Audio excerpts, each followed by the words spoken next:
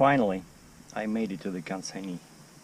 It looks like it's a big farm, and the guy is also running a heavy haul operation. I just unhooked from the trailer. Now I just have to take off my flags, chains, and then drive it off.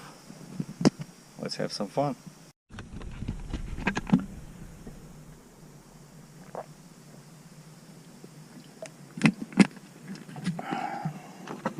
Need to get some water in the system.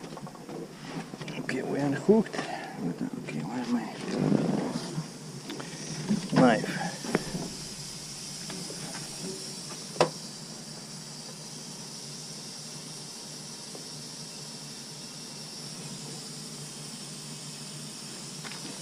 What is that?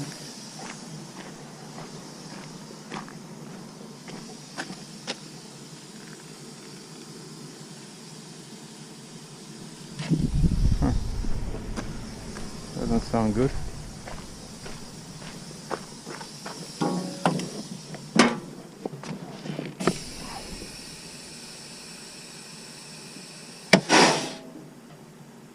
No, okay. It was just basically right height control, and plus I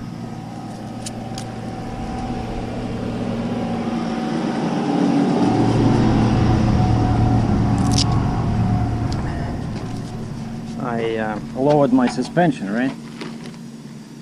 Then the ground here is not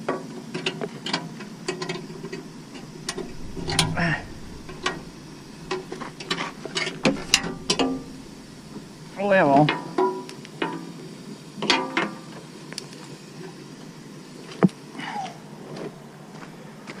All right.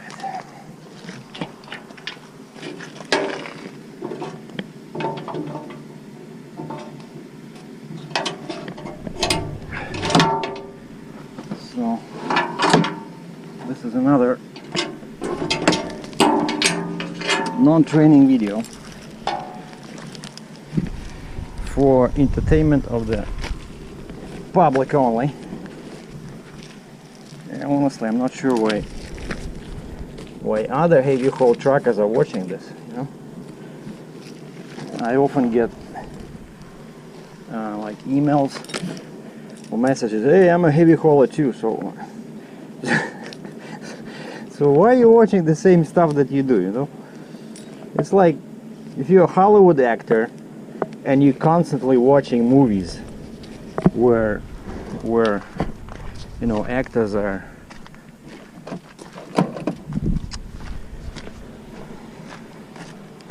where other actors are engaged.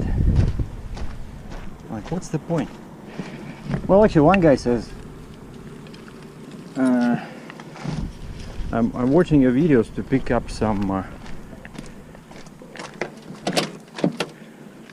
tips, you know. And actually, that makes sense, because you can never know everything.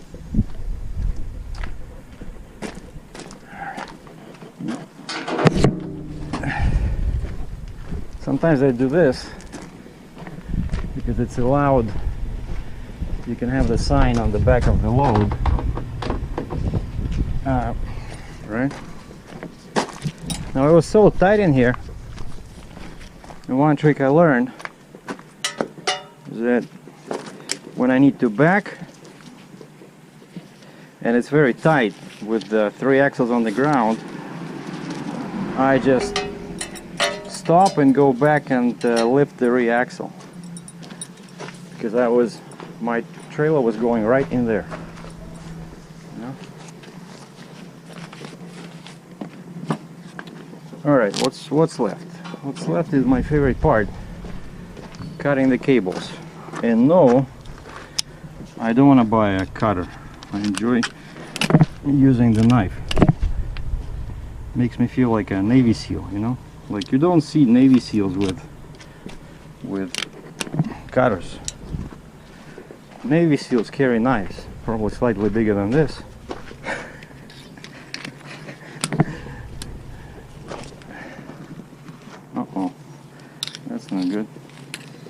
made it too tight.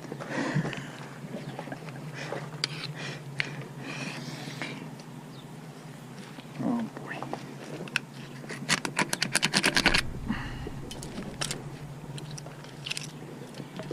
Alright.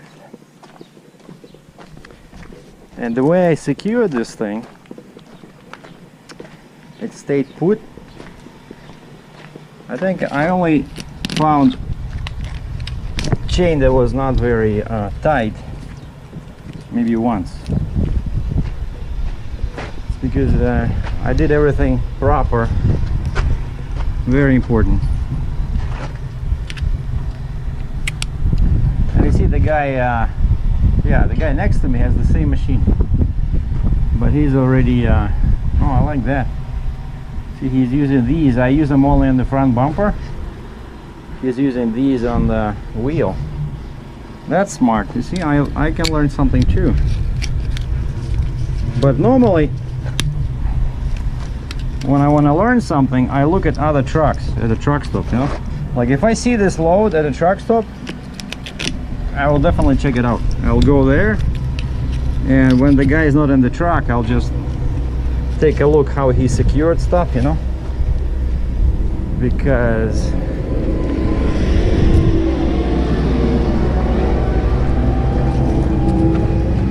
I'm gonna get rid of that later. Oh, and one more thing I need to, before I forget, I need to take off the blanket.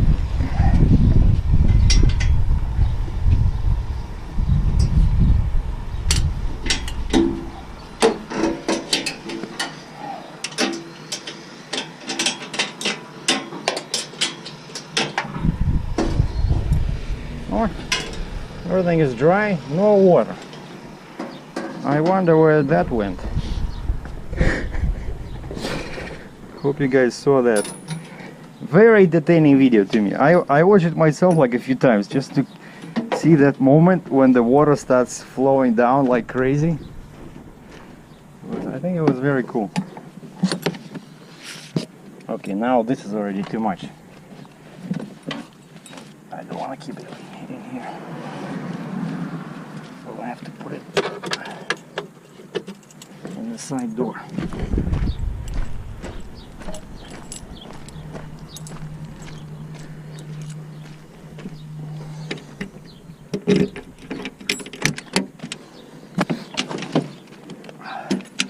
Now new truck update.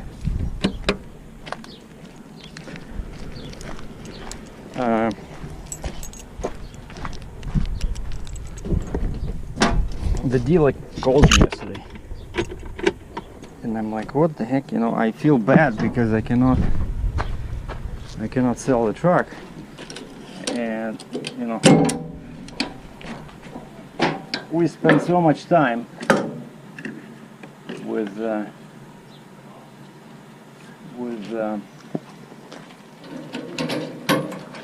spec, right? So the spec is ready, everything is perfect, and then of course it's time to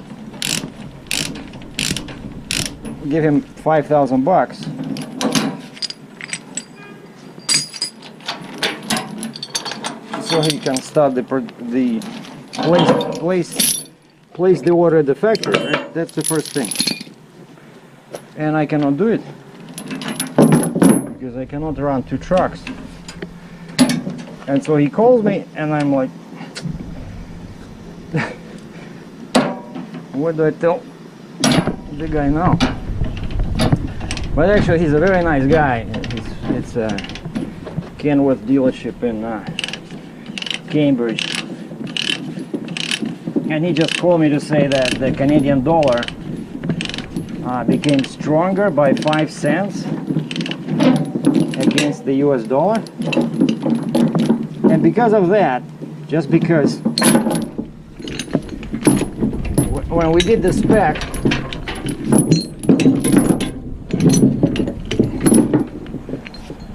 the dollar was at a very low. Canadian dollar was $1.35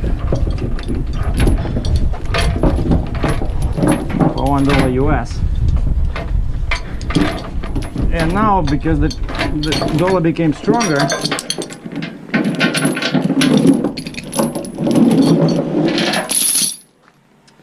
the price of the truck went down by $10,000 Canadian, you know. So it was what, 236,000 Canadian. Now it became 224.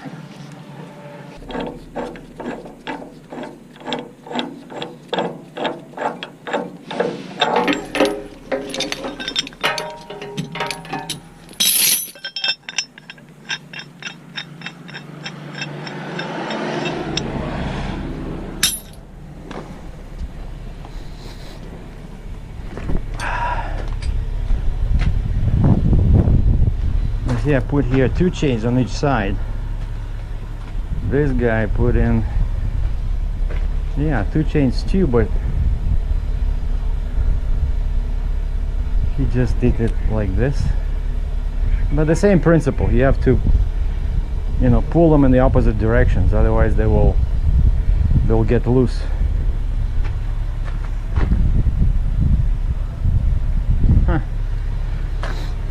It's always interesting, yeah, to see how other people secure the same load. I just don't like doing that cross with chains because you're not supposed to do it like that. Oh yeah, and the thing about this guy, see how he hooked up both chains to this part. See, I put one in here, one in there, because this thing, the front axle on this thing, the front part is much heavier than the other part, and that's what my concern was, because basically his front is only held by 2 chains, you know, even though he secured the same with a pin, but that's why I decided it was better to put 1 chain in here, 1 in here. I think my method was better. So what do you guys think? Shall I take it out? Or let's leave it, because if I leave it, you know, the machine will go in a straight line.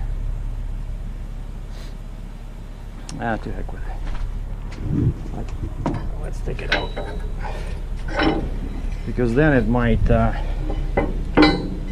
end up sitting at an angle, and it'll pin this thing, you know, in this position, and I will have to jump in and out of the cap 20 times to adjust the position so I can release this pin. See, now it went like this, very easy.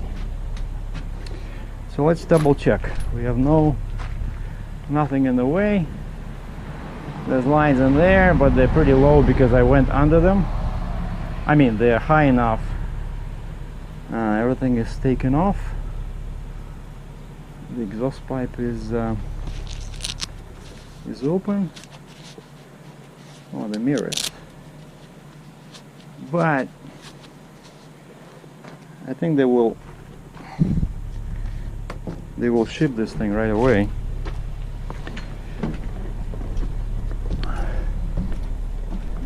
Okay, maybe I'll just move one side.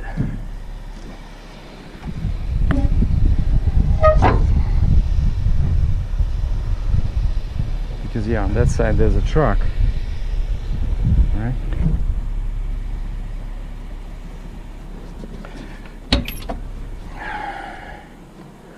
All right.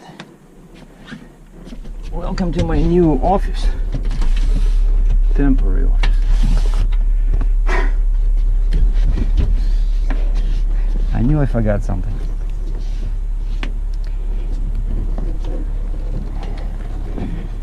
You see, that's how you know I'm not a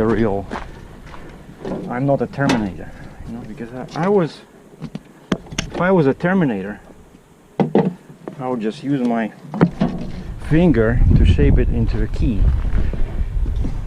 But unfortunately, that ability was lost.